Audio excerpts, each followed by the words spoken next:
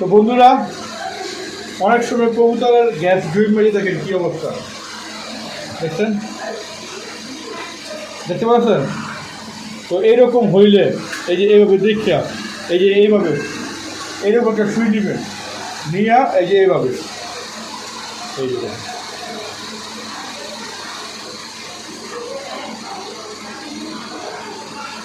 একটা ফুটো করবেন এই জায়গায়, আর আরেকটা ফুটো করবেন এই যে এই জায়গায়। কোনো সমস্যা নাই, কোনো সাইড এফেক্ট নাই। যদি কবুতরের বাতিটা চান এই যে গেছে গা, দেখছেন, নাহলে কবুতরটা কিন্তু মারা যেত। এইভাবে শুই দেওয়া, আপনারা গ্যাসটা মানে বাড়ি করে দেবেন। দেখছেন তো আমি কীভাবে করছি। তো আশা করি আপনারা এখন বুঝছেন কী করবেন। এভাবে ইনশাআল্লাহ আল্লাহর মতে কালকে ভালো হয়ে যাবো, আল্লাহর মতে পুরো ক্লিয়ার হয়ে যাবো, ঠিক আছে? এখন কবুতরটা এখন অনেক সুস্থ, খাবার দাবার করে দেখেন আপনারা। তো বন্ধুরা, এছাড়াও যদি আপনাদের খামারের কবুতরের কোনো কিছু হইলে আমাকে নক দিবেন, আমি চেষ্টা করব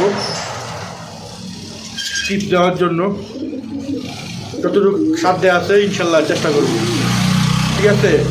আপনারা আমাকে যে কোনো সময় কল দেবেন, আপনাদের কবুতরের যে কোনো সমস্যা হইলে আমি যতটুকু জানি আপনাকে হেল্প করবো ইনশাল্লাহ। যদি আমার ভিডিওটা আপনাদের ভালো লাগে অবশ্যই একটা লাইক দিবেন, ঠিক আছে? আর আপনার বন্ধুদেরকে দেখানোর জন্য সুযোগ করে দেবেন, শেয়ার করবেন, দয়া করে একটু শেয়ার করে দিন যাতে সবাই দেখতে পারে, যারা নতুন নতুন আছেন তারা একটু শিখতে পারে। অবশ্যই শেয়ার করেন। আর আমাকে যদি ভালোবেসে থাকেন আমার এই রবিন পিজন লাভার চ্যানেলটি সাবস্ক্রাইব করবেন। আপনাদের সাথে কাছে এই অনুরোধ রইল। তো সবাই ভালো থাকেন, সুস্থ থাকেন, আল্লাহ হাফেজ।